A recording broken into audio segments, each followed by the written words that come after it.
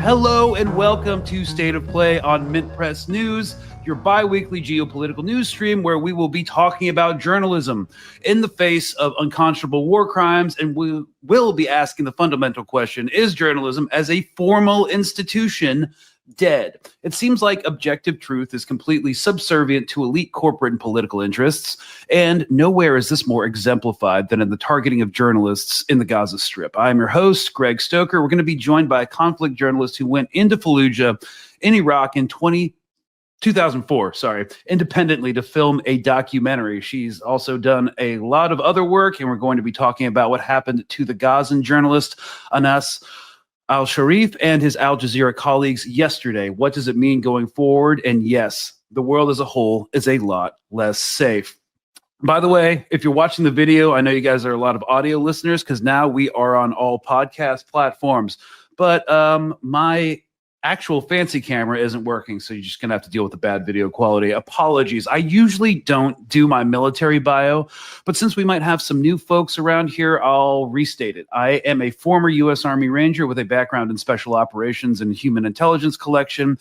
I conducted 4 combat deployments to Afghanistan, and now I'm an anti-imperialist activist and journalist. This is relevant because we're going to be discussing the airstrike that killed these journalists yesterday, how it was effectuated, the technology used, and examine the military propaganda used to justify it. Essentially, I'm going to argue that there is no way it wasn't an intentional strike. I mean, everybody knows that, but we're going to break down why in case you have a problematic uncle that you need to have talking points for. So the bottom line is some of you are going to have to, not you guys, but other people who don't watch the show, some of you are going to have to explain to your grandchildren how third-grade military propaganda turned you into a genocidal lunatic cheering on the death of doctors, journalists, mothers, and innocent men and children.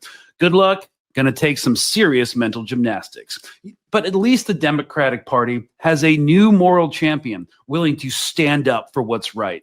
As some of you are still filling into the live episode, we're going to take a minute to reflect on human chat GPT Pete Buttigieg's recent appearance on Pod Save America. He is being floated as one of the Democratic hopefuls for a president run.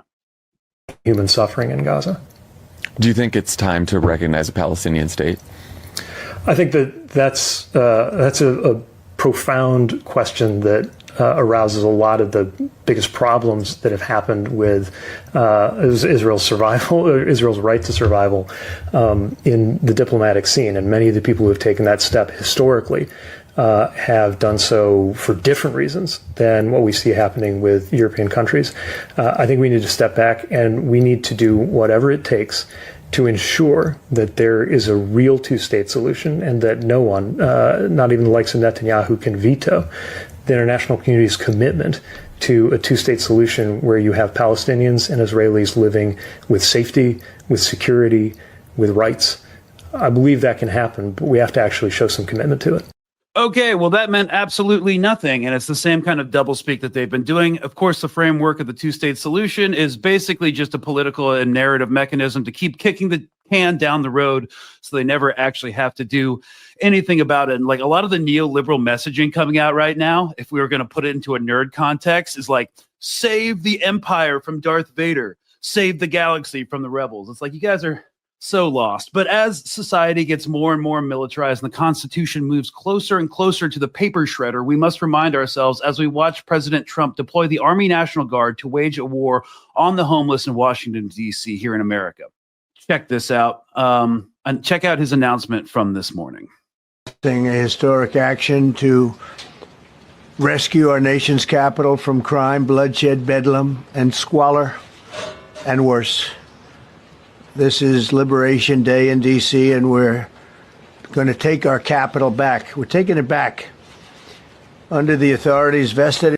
Violent crime is at a 30-year all-time low in Washington, D.C., by the way. In me, as the President of the United States, I'm officially invoking Section 740 of the District of Columbia Home Rule Act. You know what that is? And placing the D.C. Metropolitan Police Department under direct federal control, and you'll be meeting the people that will be directly involved with that. So this episode's really about Gaza, but I wanted to take this one news item about him calling in the National Guard to wage a war on homelessness in Washington, D.C., because it's all part of the same class. This is not a result of Trump's fascism, neither this act or what's happening in the Gaza Strip right now, but it's also a result of the Democratic Party's capitulation. The D.C. Council just passed a budget in order to protect themselves and their seats of power from the wrath of the Trump administration. What was in this budget? They cut the child tax credit, zeroed it out. They're kicking 27,000 people off of their health care. They have no vouchers for unhoused individuals. And while they are making a deal that is worth $2.2 billion with the Washington Commanders, the local NFL football team, in order to bring the stadium back. Now, Muriel Bowser, the Democratic mayor that is all over this democratically led city, also stripped out protections for workers within this budget, and the DC Council approved it. And also she tried to strip out sanctuary city status through the budget, but it's not a budget item, by the way. So I said all that to say that when you hear people simply describing what is happening in DC, the takeover in DC, as something that is purely at the feet of the Trump administration, please know that they are running cover for the Democratic City Council and party at large. They are running cover for Muriel Bowser, who is not a deer in the headlights at this time, but an active participant in the fascism that is taking over the imperial capital. Same thing with the Gaza Strip. Now that Biden's no longer in power, the Democrats are like, we can't do anything. We'll just put Pete Buttigieg on Pod Save America, ran by former Obama speechwriters, and he'll say a bunch of word salad that means nothing. Okay, because when it all comes down to it, they are in a big club, one big club, and you are not in it. They will agree on police, they'll agree on homelessness, they will agree on foreign wars and the desolation of Gaza. Which brings us to the assassination of Al Jazeera's last news crew last night in Gaza. Here are some initial reporting from the outlet itself. This is Al Jazeera breaking news just coming out. Sad breaking news out of Gaza, where Al Jazeera journalist al-Sharif has just been killed in what appears to be a targeted Israeli strike. All of this according to the director of the Al-Shifa hospital. Anas was killed after a tent for journalists was hit outside the main gate of the hospital. The well-known Al Jazeera correspondent reported extensively from northern Gaza. The 28-year-old was a key source of news from Gaza City and the north for international audiences since Israel's war on the Strip began some 22 months ago. Al Jazeera media network had recently denounced the Israeli military for what it called a campaign of incitement against Anas al-Sharif. Al-Sharif was one of the journalists the Israeli military accused of being a member of Hamas's military wing. The UN Special Rapporteur on the occupied Palestinian territories, Francesca Albanese, has earlier denounced serious threats against the Al Jazeera journalist by the Israeli army. And what's more is the Council for the Protection of Journalists had also been concerned about his safety. Hani Mahmoud is on the phone. Yeah, so basically when what they refer to as the campaign of incitement against him, I'm just going to pull up what I posted yesterday. So you may remember this military intelligence product put out by the IDF. And I just said, to be clear, Israel put Anas on a death list over a year ago with other journalists, but he was protected by the size of his platform. They tracked his cell phone, his every move. They could have killed him at any time. They only chose to now because they determined the information blowback from assassinating him would be less than if he were alive to record the upcoming invasion of Gaza City. That's it. That's why now. Yeah, there's nothing really beyond that. So let's get into it. So since then, Israeli Hezbollah has been in overdrive trying to discredit him and claim he was Hamas, as if anyone cares anymore. I mean, he did make a few posts on his private Telegram channel that seemed to be in support of armed resistance, but whatever. Everyone's tired of this crap. And waged the sloppiest propaganda smear campaign I've ever seen. Because they didn't expect so much blowback from this, they're scrambling and putting out the worst information operations product we have ever seen. It's been a cornerstone of Israel's genocidal campaign to lie every single day about everything possible and to come up with the most lunatic excuses possible. This is the military that lied about massacring the ambulance workers in Rafah. They lied about GHF massacres. They lied about the Shifa hospital, the Flower massacre, beheaded babies, Hamad hospital, where terrorist shift rotations at the hospital turned out to be a calendar. The world's central kitchen workers, babies in ovens, white phosphorus on civilians, Sinwar surrounding himself with 20 hostages in a tunnel, killing women and children with white flags, and their own hostages who had white flags who escaped their captors. Hind Rajab, et cetera, et cetera. We could all go on. We could talk about the parable of the boy who cried wolf.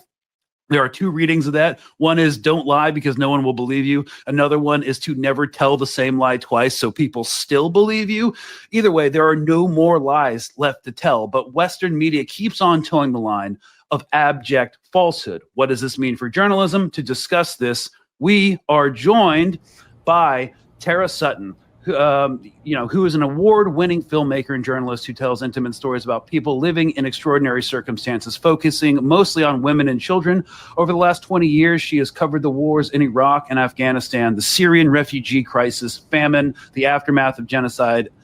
She was the only unembedded Western reporter to enter Fallujah, Iraq during the siege in 2004, and her Guardian Films Channel 4 documentary Fallujah Forensics, which exposed war crimes committed by the U.S. military, won the Amnesty International Award for News. She's appeared as a commentator on Al Jazeera, CBC, BBC, and speaks internationally on the plight of refugees in the Middle East.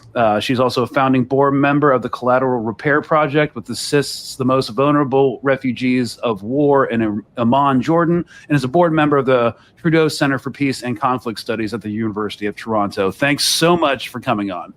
Thanks so much for having me. All right, let's get into this. I'm a huge fan of yours, so I'm really happy to be here. No, I really appreciate that, and thanks for taking the time. Enraged by everything going on, like it's just beyond belief. And every time you think you've seen the worst, it keeps getting worse. Yeah, and I think that's a good place to start. So we talked about this last night when we were setting up this episode, and I suppose my first question is: after covering Iraq, which was a brutal urban warfare landscape. In the early days of the war, when it was like the hottest, is any of this actually surprising to you? I think you kind of already answered this, or is this sort of like an escalation in violence in like the colonialization or the coloniality of like the Western newsroom? From my military experience, it's definitely more violent than anything we did. But are you surprised by the media coverage of this? There's a lot to unpack here. First of all, I would just say that definitely newsrooms are colonial. I mean, if you think about where foreign correspondents, like where it came from, it was kind of like, oh man, in Cairo, you know what I mean? Where some guy was just like sending out a telex about what was happening. And then that field just grew and grew and grew in a way that is really no longer necessary, as we've seen in Gaza. There's plenty of people who live there, who speak the language, who can do that job very well. And I think that one of the reasons why, the pro-Palestine movement grew so quickly was the fact that Palestinian journalists were showing you what the aftermath of a bomb falling really looks like. And I think that the colonial or Western news media has always really sanitized that, right? So people would never get to see it. And I think that one of the other amazing things about it was that we didn't have like journalists, like the big names coming in and bigfooting everybody out and sort of, presenting these stories that are, again, it's like one distance of remove, right? When you see people who are just right there, it brings you right there. And so I feel like in a way, the general public or at least people who are paying attention and are following Gazans are able to kind of see what I saw as a reporter, right? Which is the incredible kindness of people and the utter horror that is really hard to get across when you have this sort of filtering mechanism, which is mainstream media. And then nothing would have prepared me for the amount of journalists that have been targeted. It's just, I can't wrap my head around it. It's just too big to kind of be able to properly focus on. Obviously, with Hossam Shabat and Anas al-Sharif, I have been watching those guys for 22 months. And so it's really feels very personal to see people that you feel so attached to be murdered. And the other thing I think is important to point out is they weren't murdered in the field, right? Like obviously being a conflict reporter is a dangerous job. We all know that, right? Like you can be in the wrong place at the wrong time. And in Iraq in the beginning, that was like your fear of death is like, oh, I'm going to be somewhere and a roadside bomb's going to go off, or I'm going to get caught in the crossfire. It's not, I'm going to be sitting in the tent that is set up for me to do my job and that's going to be bombed. You know, it's sort of like the hospital bombing. Like you used to think hospitals were a safe place, and every conflict, there's always media tents. There's places where everybody can file from and plug in their laptops and get internet. And I'm sure in Gaza, it was a lot worse than anything I've ever worked out of just because of the situation, but it's still a known, supposedly safe area in a conflict zone. And that's just been destroyed. Yeah, I mean, a lot of things that were huge scandals during the unfortunately named and ill-fated global war on terror that were atrocious. Obama's signing off on bombing the wedding convoy in Yemen, killed a bunch of civilians. None of the quote-unquote al-Qaeda guys that were there, they all apparently got away. The Kunduz hospital bombing in Afghanistan in 2015, that was Médecins Sans Frontières, Doctors Without Borders. That was a huge scandal and involved a cover-up. And then from Iraq, the WikiLeaks Apache helicopter tape where a number of Al Jazeera journalists who had like an extended camera. So the pilot was asking for the green light to engage because he said it was an RPG. It clearly wasn't an RPG. No. So that was a huge scandal. And but then there were scandals where it's like none of this stuff is a scandal, right? I mean, the America seems better able to, the American media seems better able to report on its own country's scandals and hold them to account than anything that they're doing with Israel. Which is, you know, very curious. Now, I definitely want to talk about something we discussed last night, and that was like this war on Al Jazeera in general. Because when I was in, early 2010s, I was just told, even though like, I was plugged into intelligence circles, I had a top secret security clearance, like military people, even if they think they're smart and they have access to like all this information, they exist in an echo chamber, and nobody really reads the local news because you're told it's propaganda. And Al Jazeera was like the pinnacle of that. And I think like one of my things that kind of really prejudiced against me is like they did file a couple of like reports about what like special operations forces were doing in Afghanistan, and I knew it was incorrect, but that like prejudiced me for years. And they're the only ones, and they're supposed to be like out of Qatar, which is a comprador state with like the U.S. government and empire, but they're actually doing reporting. So I don't know, like, what was your experience with like Al Jazeera and how people? I mean, first of all, when I was in Iraq, Al Jazeera didn't exist. They hadn't done their English channel yet. It only was broadcasting in Arabic. And it was something that was always on in the background. And it would always shock me because, in our house that I lived in, we would have like Al Jazeera on one channel, and then we would have, American news on another channel. And the Al Jazeera was always showing exactly the type of things that people are seeing now, which is like shredded bodies and people being pulled out of burning buildings, right? So I think that I mean, your story, I'm sure I'd like to hear about that when you said they were incorrect. But I think that when they're just showing the aftermath of people's violence, I don't think that's propaganda. I think it's just that they don't want people to see that. So, first, Al Jazeera was bombed in Kabul in 2001 by the Americans. Al Jazeera was bombed in 2003. Their anchor, Tara Sutton, who is also Palestinian, was blown up when he was on the roof, getting ready to go live. When I was in Fallujah in 2003, the only broadcaster in there was Al Jazeera.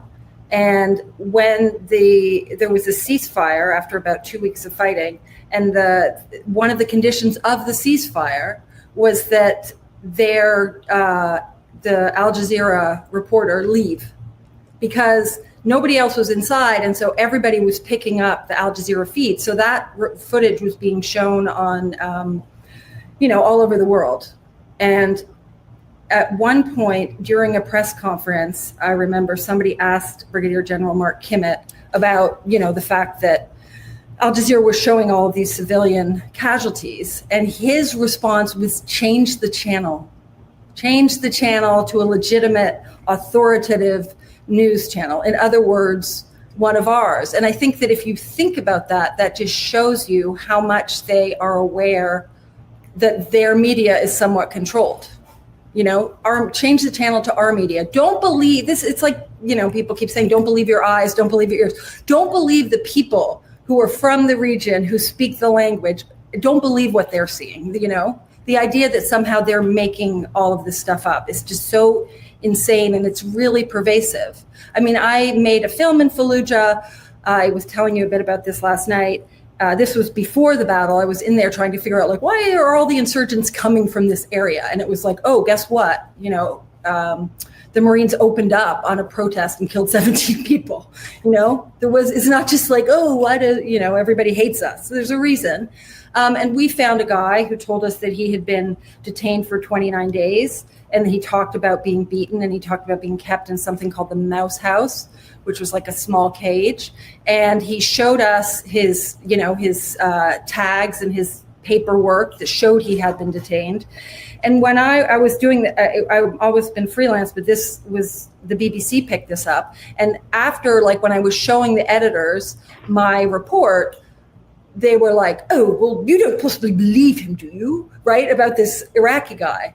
But and I had to fight to be like, yeah, I believe him. Why is he saying words in English that he can't say in any other language? Why does he have the tags? And also, why can't you believe that American soldiers could be violent? Meanwhile, we also spent time with the U.S. military, and we have a guy, for example, saying, he went in and 6 of his guys had been wounded and 1 had been killed. They didn't say, check that out. You know what I mean? So there's this sort of colonial mentality that the natives can't possibly be telling the truth, and we have to hold them to extra special account.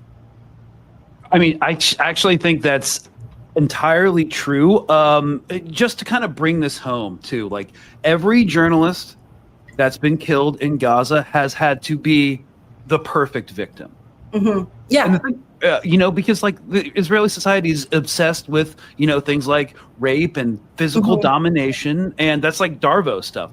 What did you do to deserve getting drone struck or having a 2,000-pound bomb dropped on you? So when it comes to Anas, if we can just pull up this Nazi platform, basically it's all full of this guy. Former hostage fires back at Sky News. A press vest isn't a get out of jail free pass for terrorists. They're bringing up some tweets that he made, on Telegram or on his Telegram channel, in support of, Palestinian armed resistance, which I don't think international law is the thing. It's clearly not. So we're not going to harp on how it's supposed to be enshrined there. Mm-hmm. But basically, if you're not the perfect peace-loving Palestinian, you deserve essentially to die. And the thing about the perfect if you are the perfect peace-loving Palestinian, you're going to die anyway, right? Well, because the perfect victim is a movable goalpost, and they don't even attempt to abide by it because you have ministers who are in charge of military and foreign policy saying there are no innocents in Gaza. So it's just what is this propaganda push? Exactly. And I think as a journalist who's, worked as an independent with some major outlets, I know you published an article in The Guardian after we got arrested in the Senate about vets, being disenchanted with Israel and wanting to pressure the government to stop arming them. I was just wondering what, how, institutionally, all these journalists could be okay, we're just going to toe the line with the New York Times editorial board. Yeah. What's That's up a tricky one for me because I have an authority problem. So I've always been independent. So I haven't worked within a journalistic institution, right? So I'm not sitting at, and I actually don't think most of the journalists that are actually going out and doing reporting are the ones who are sitting in meetings that may be happening about what they can say and what they can't say. But I have been so disappointed and shocked with so many of my colleagues that they're not my friends, but just people that I know who haven't said anything about this. In fact, at this point, I'm more aware of people who have been speaking out Do you know what I mean? Than the ones who haven't. Because it's so rare. But yeah, because it's so rare. I think that it's tricky. I go back and forth, right? Because so many news channels are problematic. And then it's also like they have these huge platforms. So it's like where, there's a journalist I've always really admired, Arwa Damon, who worked for CNN, who left now, and she has her own not-for-profit Inara, where she helps children who have been badly burned in conflict. And she was always their conflict reporter who would go in and tell the civilian side of the story, right? Mm-hmm. Well, she was like the counterbalance to all the other manufacturing consent that went on. And so it's like, well, should she not work for them because of all the other crap that they put out? Or is it important to at least have some of the voice of, the people who are being injured coming across? But there's been like pressure, like, as I said, I remember an argument I had with Channel 4 about that same Fallujah film where we were using Al Jazeera footage where an entire family had been killed. And I had put in like 5 cuts of dead children. And the editor who was in charge of the news section said, you can't put all that in. People don't want to see that while they're having dinner. And I was just like, what? Sorry to inconvenience you about dead families. Right? Like, and so we had this back and forth, and it ended up, she wanted 1 and we ended up with 3. And I'm like, how am I having this type of an argument? And you're publishing like a hard-hitting piece that accuses the U.S. military of war crimes, but somehow something inside of you is stopping this. And I do think people have this internalized propaganda who have grown up in the West as well. So I think that there's a lot of like self-censorship from people's upbringing, which I saw a lot in American journalists in Iraq. Yeah, and it's kind of like, we want to make these hard-hitting pieces that are going to get a lot of engagement, save the paper, but we kind of want it to also remain like in the ether, not rooted into anything like that could affect people on an emotional level, like images of dead children. Yeah. And that's kind of what we're seeing coming out of Gaza every day. Some of the worst massacres in Iraq or the worst bombing mishaps or intentional haps in Afghanistan that like made international news like once every few years are now happening like every day. And people are seeing it again. I think that is like, I can't overstate how important I think that is, and why again we all owe such an enormous debt of gratitude to all the Palestinian journalists and just regular people who are showing us what is happening in their lives. Because I don't think that without them, there would not be any of the sort of pushback that there is. People would just be like, it's like quietly going on in the background. Not huge numbers of people dying, Yeah. Before we get into like how do we think that this will that this quote unquote conflict, live stream genocide. Sorry guys. I'm just using the neoliberal verbiage. No, I think I'm pretty sure we all know where you stand on that. Yeah. So before we talk about like what this has done to journalism on an institutional level, maybe I just kind of wanted to break down for the audience real quick about, despite all the propaganda, because my whole thing, the reason I started doing this was specifically to debunk military propaganda. So I am going to talk about the specifics of this kinetic strike that happened. And we're going to do it by pulling up there's a lot more graphic videos. This is going on YouTube. And plus we don't need to be seeing that again. But here's the thing. Okay. Before we get into this, my expertise in this, before I became very much anti-war, anti-interventionist, I transitioned from like an assault role in my like special operations unit into more like an intelligence role, which is meant like I was in the tactical operations center during the day. Then I'd go out at night with the strike force to be like the intel guy essentially. But a lot of the times, and I didn't work directly on drone strikes. They were like in another cubicle section in the tactical operations center. But of course I'd be paying attention to like what they were doing and how they were doing things, because if they weren't able to get like a high value target and eliminate it, that means you'd have to send in like a Ranger platoon or a SEAL team. So that means like if they weren't able to do it, that means I'd have to go out that night and interrogate the guy and try to determine who he was so we could, bring him back for questioning and stuff. So I was always like really paying attention to like what the kinetic strike targeting cycle was. So basically what they do and how they do it, it hasn't really changed because military equipment like Hellfire missiles, drones, they take like decades to develop. Like some of our most advanced weapons and weapon systems were developed in the 80s. But because it takes so much time, it's the same equipment that they're using now that we were using back in like 2013. Okay.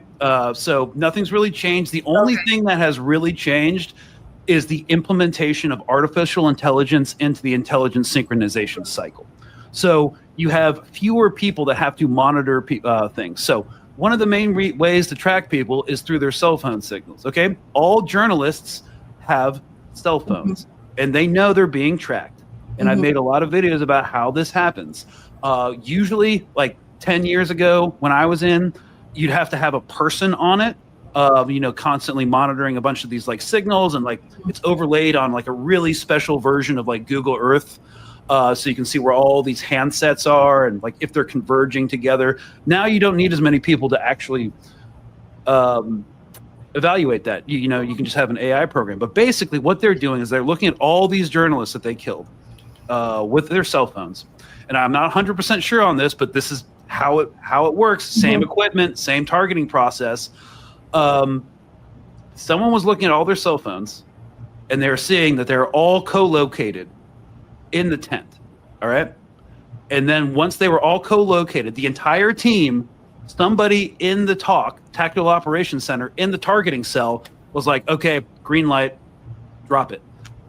So that's most likely what happened. Again, this is supposition based on my experience, but this is kind of how it works. So it was a conscious decision to wait till they were all together, one fell swoop. And here is the main thing. All right. So after all these years, like almost 2 years of watching this, we've seen incredible battle damage, and most of Gaza is completely devastated, right? Look at this. There's no crater. There's no destroyed buildings. It's just the tent, which was blown apart by the blast. This was not a bomb. This was most likely something like a Hellfire missile shot from a drone. Hellfire missiles are precision munitions.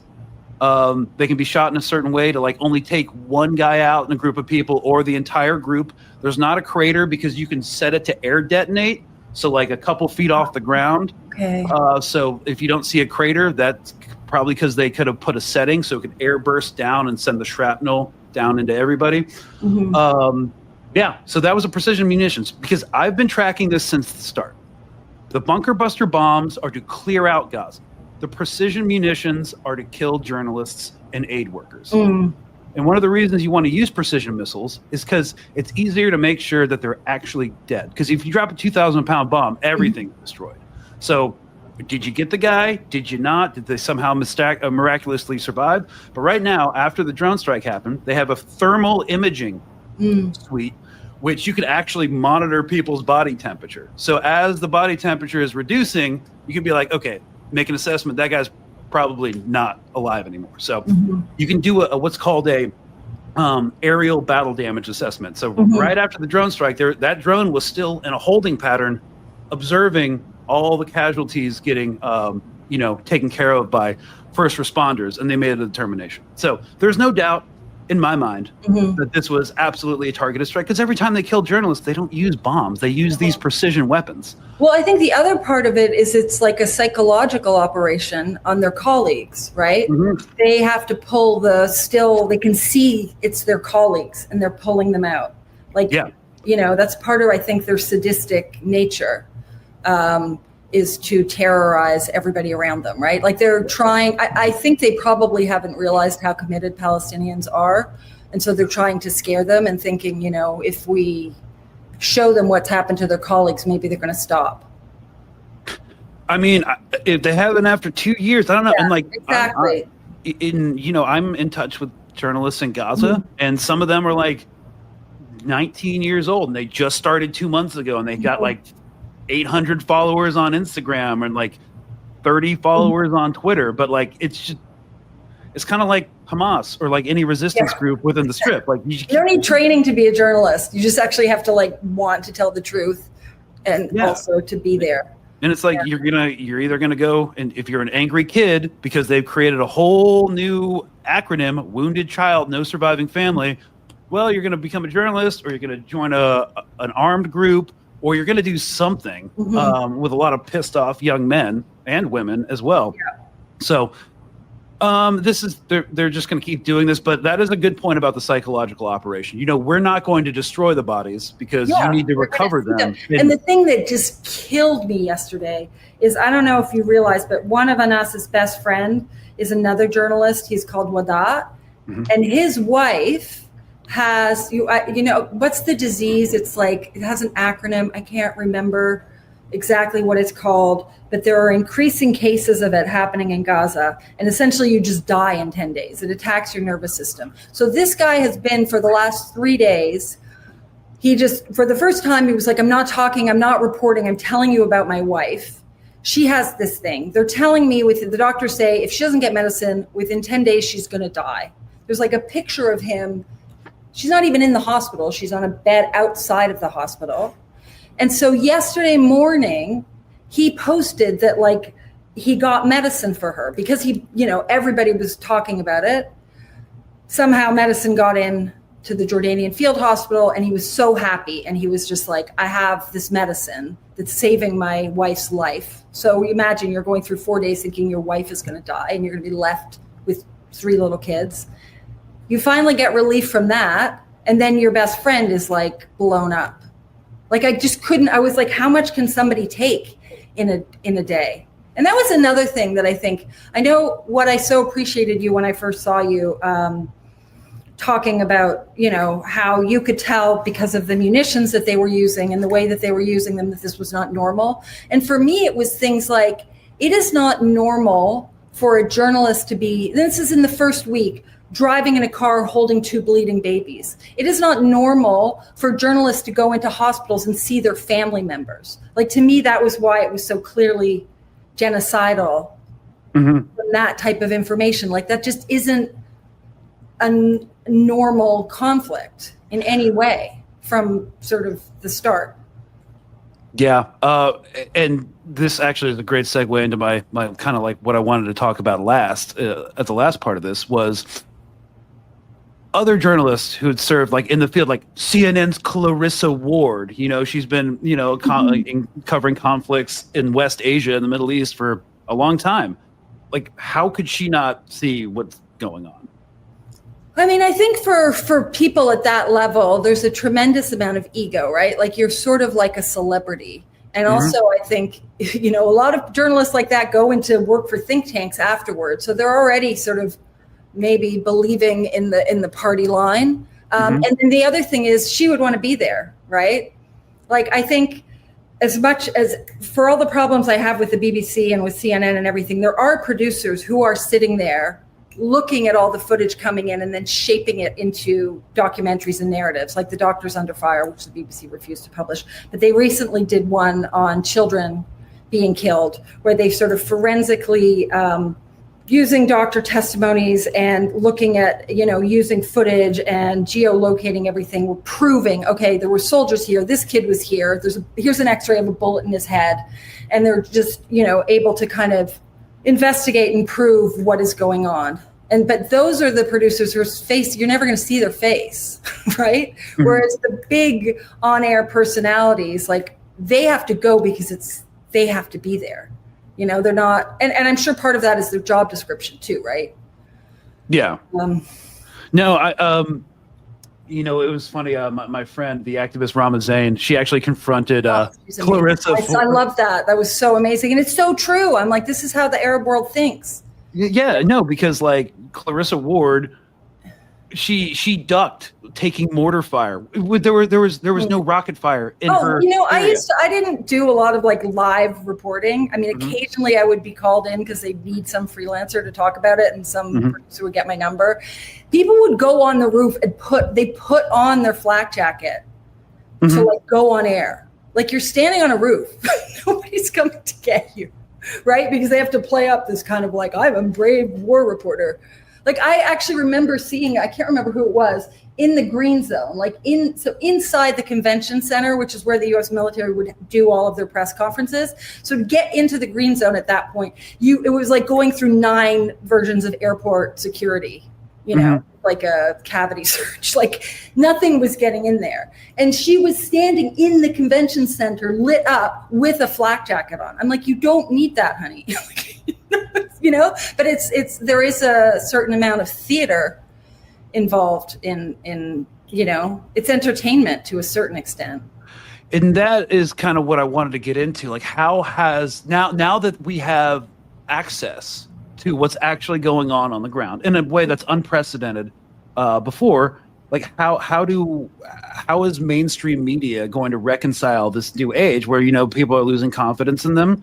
And you know, we also talked about the U.S. government last night. Like they're putting these narratives forward, you know, and then a lot of reporters will actually reflect or pass on or perpetuate, because, you know, there's something to be said for access journalism. Yeah. You want access to powerful people. You have to say what they want you to say, you know, put forward, but it's not really working anymore. And you need access to powerful people, because powerful people mostly are going to lie, and they can just put it out in a press release. Like, sorry, that's just an aside, but like, I think having access to the disenfranchised is a lot more important if you want to be a reporter. But yeah, well, you know, again, they do have to do that. Yeah. So I don't know. And it just seems like the administration, both Democrats and Republicans, you know, are kind of like doubling down and being like, okay, yeah, well, you know, we're lying about this. This is horrible. But you know what? Shut up. We're going to do it anyways. They are going to do it anyway. That was a sad thing I kind of saw in Iraq, right? Like as a young journalist thinking like, oh my God, I'm going to expose all these things and it's going to change something. And then just like it didn't fucking change a thing. It made a record. Do you know what I mean? Like there's proof, but it didn't change anything. Like I feel like when they know they're going to do a crime, they're going to finish the crime. And until now, I always thought Iraq was like the greatest crime I would see in my lifetime. And now I'm like, oh, this one's even bigger and worse and sociopathic on top of it. Because I don't think that either the wars in Iraq or Afghanistan were genocidal. There was definitely a lack of concern for civilian life, but there wasn't this seething hatred for every single person. I don't know. You were in the military. Did you feel that your comrades were kind of like, I'm sure they called them like Hajis and towel heads and bad guys, but did they think every child was a potential threat?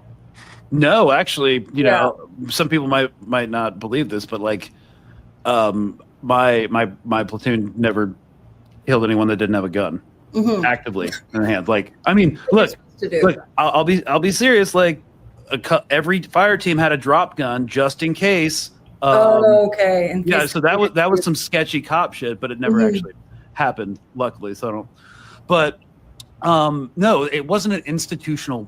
That's what genocide is at this level. It's an institutionalized policy targeting a single group of people. We were targeting foreign fighters coming from Pakistan and Saudi Arabia and the Gulf. You know, we weren't going to go and like, you know, go into this village and like do some My Lai stuff. You know, just to punish the civilian. I'm like, of course, there's a reason I got radicalized. Yeah. And I've never apologized for my role in the U.S. empire, but it wasn't like this. And so this is what's bizarre, and why I keep like hoping somehow that this will like change journalism in some way going forward. Just how egregious this is, because like the gaslighting is on a whole nother level. You know, you didn't have Donald Rumsfeld saying like, kill every Iraqi baby, they're all snakes, like you know, like human animals. Everybody's like, it's okay, Israel has a right to defend itself. Like, it's just bizarre. So like, it was just more, it's hard for me to think at the time that like anything run by George Bush Jr. could be described as sophisticated. Like, but in comparison to the Israeli Hasbara, it was like one level below being so obviously a lie. And one of the things I actually was thinking about after Anas's murder was how I mean, just the fact that Israel even gets to say, and it's repeated as fact, like, oh, he was running a terror cell. Like, first of all, I'd love to know how you can be on air all the time and be running a terror cell at the same time. Like, that's some Superman level stuff. But, there was the Minister of Information in Iraq, this guy called Mohammed al-Sharif. He was christened by the press Comical Alley. Chemical Alley was the guy in charge of the biological weapons, and then they called this guy Comical Alley or Baghdad Bob because he was telling such lies. He'd be I remember. Right? I remember Baghdad Bob. Remember Baghdad Bob? Okay, so he became Baghdad Bob because he was shown to be lying, right? So how many? Like, Israel has never, like, you can constantly prove that they're lying, and yet we're still quoting them. And I'm just like, okay, if you guys want to be Middle Eastern, like, why aren't you getting treated like all the other Middle Eastern leaders who are always, like, ridiculed and assumed to be lying? But somehow, like, it's just not, there's, like, no sort of false equivalency. I've never seen a journalist in any other conflict be killed, and right away it's like, oh, but it's because actually, that is a first, I think. I haven't seen it. I haven't seen it. I mean, mostly if it's a Western journalist, everybody just writes these glowing reviews. They don't bring up all the stories that they told that could have been wrong, because people make mistakes. It's the first draft of history, blah, blah, blah. No one's ever like, and last year they said this and it was wrong, it's just beyond anything. I mean, I think that one of the reasons, in the lead up to this, there are a lot of Israeli media watchdog organizations, like Canary is one of them. And I have friends who work, like I have a friend who works at the AP, and like they are just relentless at harassing journalists and editors because they have this sort of like freelance army of, I think there's like 16,000 people. And they'll like post on their website, like, they said this, they called them the occupied territories instead of the West Bank. And then 1,000 people write a letter to this editor, and like news people are already like sort of crushed under, decreasing. Correspondence. Yeah. Like, anybody in the editors, like they all have way more work than they used to because the budgets have been cut and there's just a lot less people. And so I think that even if it's not intentional, when you are constantly, I'm talking about this going on for years, when you're constantly being harassed anytime you do anything, eventually you could just start kind of sliding like, okay, I'm not going to call them the occupied territories. I'm going to call it the West Bank because I'm trying to get a story out. Yeah, I'm trying to get a story out. And tomorrow my inbox is going to have like, 1,000 emails in it. I'm not saying that it's right, but, I think that it's like, because this propaganda has been going on for so long that it has people in newsrooms who are just normal people who aren't in the upper levels who are talking about God knows fucking what, just have been, harangued to a point. I'm not saying it's correct, but I think that is a part of the way that things have always been reported and the kind of like ongoing pro-Israeli propaganda. Come at me, Canary. Yeah, I wasn't in academia when I started talking about this, so I never got I got doxxed by other groups. I forget which ones, but I don't know. Just do you see the media landscape changing because of this in any substantial way? I know it's hard to tell or predict, but everything still seems so entrenched. You've got like magazines, like in Germany, like posting that Anas was like a terrorist, like actually like towing the Hasbara line. And of course, all the right-wing media in a country like that is always going to do that. But like CNN reporters, Fox News, like people at like the AP, Reuters, like, do they not know that journalists are their colleagues from another country are being intentionally I don't even know if they state? really think of them as their colleagues, to be honest. Like I didn't go to a lot of press conferences during my time covering conflict because I like to kind of be interviewing people in the field. But, a lot of people are sent to cover that. And there was such a division. It's like the classroom, where the popular kids sit on one side and then the jocks sit on another side. Like the Arab reporters or the Iraqi reporters were always in one place. And then all the Western journalists were in another place. It was like, I don't know. It was just weird and colonial. Yeah, I definitely don't function that way. No, I don't either. I'm like, Yeah. why would you be here if you don't want to actually talk to people from a place? Just go home. But I'm here to be on camera with my cute little flak vest. right, I'm here to sit in the green zone and just like take down whatever Kimmett and his Dan Senor. Oh my God, I hate that man so much. He was like Kimmett's lackey. He's now married to somebody who's on the news, and he has some think tank position. Look him up. He's a real treat. He was like the Matt Miller of Iraq. Okay, yeah. I mean, Just like twisting everything. Nothing's ever what you think you saw. Like the same. I mean, that was kind of. I feel like people got to see what went on in those news conferences that wasn't broadcast because there just wasn't the sort of 24-hour cycle, or you know what I mean? But that's what it was like. Like you'd ask a question and then you'd just get a Matt Miller answer, which is also why I didn't go. I'm wondering now, like after the example set by journalists in Gaza, a lot of whom didn't go to graduate school for journalism. And of course, like that's also a very colonial mindset. It's like, where'd you get your degree? Yeah. How can you be reporting on these things without? You really do not need a degree to be a journalist at all. You just need to be there and like write down what you see. Yeah. I mean, there's obviously so many different types of journalists, but you don't need a degree. I mean, in the old days, people used to start out in the ink room, in newspapers and work their way up. It wasn't like a training.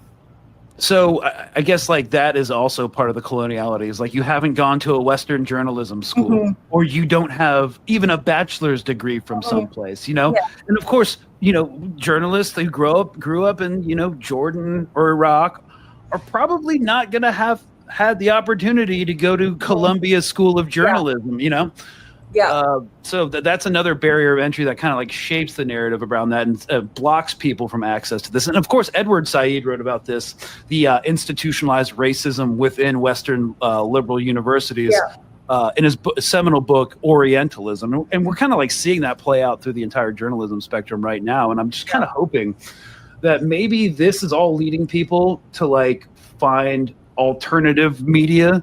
I think so. I hope so. I mean, I don't read the media. I get my news through social media. And I mean, I know I have the time and the interest to do that, but I will look at so many different sources and then and if I'm interested in something, I'll go a little deeper and I'll try to find somebody else and then just like, verify it my own way by making sure, there's a number of people that saw it. So, and the other thing is now, like the traditional or the mainstream media is lagging behind what you find on, like we saw the ambulance workers get shot 2 days before it started appearing in the news, right? Mm-hmm. So you're seeing everything first. So I don't know how they're going to keep up. Happen. I mean, I think there's just, I don't know. There's so many conversations around this, right? Because there's the whole rise of AI and deep fakes and fake news and people not believing anything. So I definitely think that there's going to be an erosion and there's going to be, I mean, I think what's good now is there are multiple channels. You know what I mean? There's so many, there's the Young Turks, there's you, there's Midas, there's the Teo. Whatever you think of any of these channels, they exist because there's enough people that want to see something different. I think that the thing that makes me concerned is, the big news organizations are the ones that can fund deep investigative work, right? Mm-hmm. They're the ones like, I could go to Fallujah for a month and pay $100 a day for my translator and $100 a day for my driver and buy food for everybody because I had like a mainstream channel backing it. I wouldn't have been able to do that otherwise. Like you can't just, I'm sure you'd love to go over to the Middle East and dig around, but like you probably don't have the means to do that. So I don't know. I feel like a lot can also be lost by not having, I don't know. It's confusing. I mean, that's a really good point because, I could go to the Middle East and because, I've had the opportunity to like become self-employed basically through like subscriptions, that like fund my travel. Like, I'm paycheck to paycheck, but I'm still able to like fly places. But like, beyond like room and board and plane tickets, like hiring people, expensive, incredible. They're so expensive. especially if you want to actually pay people properly. But that's I think another layer of the colonialism of foreign reporting that I want to bring up is that as much as, there's this huge movement. I actually signed a petition. Now I'm like, I don't know why I signed that, but, of all these journalists saying, let people in. Because, it's like we're independent, because somehow if you're from a place, you can't be independent. Like you can't report on Texas, Greg, because you're from Texas. So I'm biased. You're obviously going to be lying. But the thing is, as soon as you get in there, you're hiring a local person to translate for you. So if apparently these people can't be trusted, then what if they're translating everything wrong, right? So it's really, you're just slapping a Western face on top of this information gathering operation that completely relies on local people. That is an excellent point that I hadn't considered for some reason. When I was doing like field interrogations and tactical questioning, I had to get rid of 2 interrogators because they were mistranslating. Because I went to language school for Dari Persian. Oh, okay, so you could tell. Well, at the beginning, I would never tell them that I knew enough to understand what they're saying, and especially knew enough to understand if they're not saying what I want them to say, or what I'm asking them to say. So yeah, that's definitely a thing too. So it's like, why don't you just cut out the middleman and like the foreign journalist? But that's what I think is amazing about social media and just the fact that everybody is empowered enough to at least to show people what's happening to them. And then another thing, and we mentioned this briefly, that I think is, and this relates to Gaza, but I see it happening elsewhere, obviously, is I know I've become very close to a guy in Gaza who's become like, I talk to him every day, and I ask him shit. I'm like, what's happening? Like, as soon as they started saying Hamas is stealing the aid, he was like, no, it's criminal gangs. They're stealing it. The soldiers watch them, and so, which is, that's reporting, right? Asking people what they see. But I heard that like 2 months before it was reported on. And I think that there's a lot of people, because I see it in the comments, who through things like GoFundMe have become pen pals with people in Gaza who are hearing everything straight from the horse's mouth and realizing how much they're being lied to.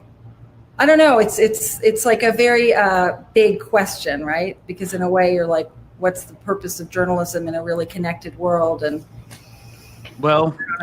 to synthesize information, to become a trusted voice that people don't have to search for themselves. Because most people, they want to be informed, but they also don't have enough time to do the research themselves. So you try to spend years building up credibility and building up sources. And there are some people that I know that I'm among a few people that certain individuals only follow and only listen to. So I try to I've always felt that as a journalist. I'm like, the only thing I have is my integrity. The only reason I can convince anybody to talk to me is because they feel like I'm going to be truthful to what they said. Like I'm not, but I don't know. I don't know that everybody, I can't see why anybody would have that faith now in any of the mainstream organizations, because the mask has fallen so far off. So, this is kind of my final point / question, is that, a lot of people, I think, within the media, the legacy media apparatus kind of know what's going on is wrong, and they're eventually going to have to do some revisionist history on themselves, and they're reporting just like Piers Morgan is doing right now, because he was a straight Hezbollahist. During the first year and a half. And it wasn't until this complete blockade of food, mass starvation, as a matter of state policy, that he's only started to ask actual questions of these propagandists. So he's going to try to do a reform. I think a lot of people are going to try to do a reform. What's the comment about like liberals, especially in the media, they're against every war except the current one. Yeah, exactly. So Canada, who just had its reckoning with mass graves of children, but apparently didn't learn anything from that. In some ways, like the same thing happening in Gaza, and just. Yeah, I mean, we forget that the Canada was almost actually in some ways more brutal towards the indigenous population. That's what I keep saying to people. I'm like, we're just watching what happened. This is how we got our country. It was probably slower, and it wasn't filmed. Yeah, and so my question is Iraq. Everyone pretty much universally agrees that was a big whoopsie. And, people report on it like that. Like journalists who were over there in like the mid 2000s, basically towing the line, manufacturing consent, are now pretending like, the Iraq war was a mistake. They lied about weapons of mass destruction. And like you were selling, State Department talking points. I mean, do you see a similar thing happening in 10 years? I mean, I think it's already started to happen. And this is what I kind of thought at the beginning. In the beginning of Gaza, I saw so many similarities to the beginning of the Iraq war. And I'm like, they change their mind when it's too late. They manufacture consent. They beat the drum of war. And then once the you can't unroll the operation. Like it's going on then. And I think it's just to like win prizes and have a conscience. Then they start doing like the human interest stories and talking about it. It's like too late. Like your job was supposed to be to sort of inform people. I mean, if you look at the New York Times, they manufactured consent. They had to print an apology letter, right? About the fact that Judith Miller had interviewed Ahmed al-Chalabi, and he said that there were, weapons of mass destruction. And I'm just like, I don't even believe that they thought that was true. You know what I mean? But then they kind of like come back but in the first 6 months, like their senior correspondent, John F. Burns, the first night of shock and awe, he wrote this article where he described seeing the American missiles, falling through the sky as biblical. Like, dude, you're praise Jesus. What? Praise Jesus. Oh, hallelujah. I mean, it's just so, but I also do think that and as I was saying, again, there are so many different people in a lot of newsrooms, and there are the people that are going to kind of go in and do the like press conferences and write all that stuff. And then there are the people who, probably push to do different stories. And it's not necessarily, the person that kind of wrote the biblical bomb story is not the same person that is going to have been writing about like all the kids that were orphaned in general. So I don't know what I can't even remember how I got onto that. Oh yeah. Do I think the same thing? Yeah, it will happen. And I really hope people get held to account. Like I really hope, because the media should have been held to account then and they weren't. And I hope that, with people being better organized, they will. Like, there needs to be a journalism Hind Rajab Foundation where, it's forensic and things that people said versus the truth comes out and people are prosecuted. Well, the internet is now, until civilization dissolves, is now forever. And so that didn't exist. That's a good thing. That didn't exist. No, but it's the same story. It's the same, like much, much worse and more intense story of, because I think about 6 months ago was when you started to see the shift. Like it was like, oh, enough people are dead now. Gaza's like 70% destroyed. Now we're going to be like, oh, poor civilians. Like the fact that nobody wrote that every hospital was destroyed, that there wasn't a huge investigation into that, but yet when the MSF hospital was bombed in 2015 in Afghanistan, it was on the front of the news for like 2 weeks. I mean, I don't even know what to say. Well, I think, some enterprising civilians should create a community archive of everyone who manufactured consent, because, there's going to be a mass deleting of tweets, a mass deleting of social media posts, and I don't have time to do it, but everybody has their role in the struggle. And you know what? That's kind of a little bit of journalism right there if you want to pick it up, and you don't need a degree. Yeah, you don't need a degree. Yeah. You just need to be there. So I guess we're just going to end with the sentiment, again, that you're going to have to find a way to explain to your grandkids, how third grade military propaganda turned you into a bloodthirsty lunatic that manufactured consent for a genocide just so you could get on camera and pretend to dodge rocket fire. Anyways. Yeah. Everyone has propaganda except the West, right? No. That's the story. Just one more thing. all of these countries that live under non-democracies, everybody fucking knows the government is lying to them and it's propaganda. Like, they're so aware of that from the time they're tiny, right? But the better propaganda, I think, is to be like, no, we tell you the truth, you know? And so then people just don't think they're being propagandized. And I do think there's like a mass awakening going on. But yeah.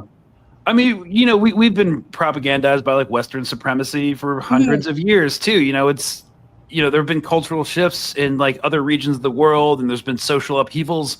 Aside from like the French Revolution and the American Revolution, there hasn't really been one, you know. And the Cold War propaganda really did a number on the U.S. and British and European populations. So I would just like to say and end with this.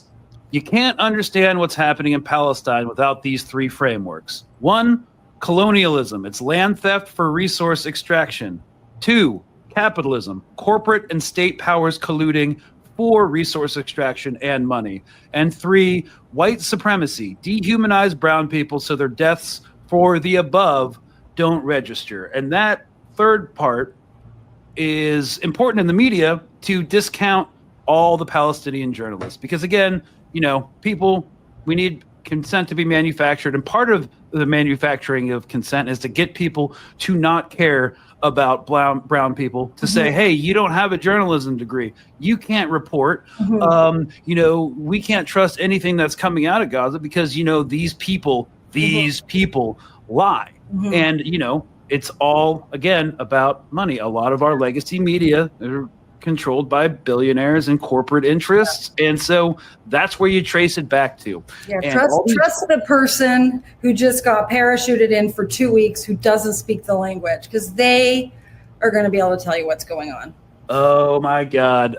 Yeah, my partner, she talks all the time about parachute journalism. So I mean, we're kind of out of time right now, but yes, I would listen to a local journalist who's been at it for, you know, a little bit of time over a parachute journalist, you know, from, you know, Queens any day of the week. So thank you all so much. And thank you, Tara, for coming on and talking to us. Thank you so much for having me. Yeah. All right, y'all. Well, we're going to be wrapping it up here, and we won't have time for a Q&A today. I'm so sorry, but we will be back Thursday to talk about, I don't know, something like Russia-Ukraine ceasefire. Who knows? You know, the news cycle, again, is so insane. So y'all stay sane out there. It's Monday evening, and we are signing out. Cheers, y'all.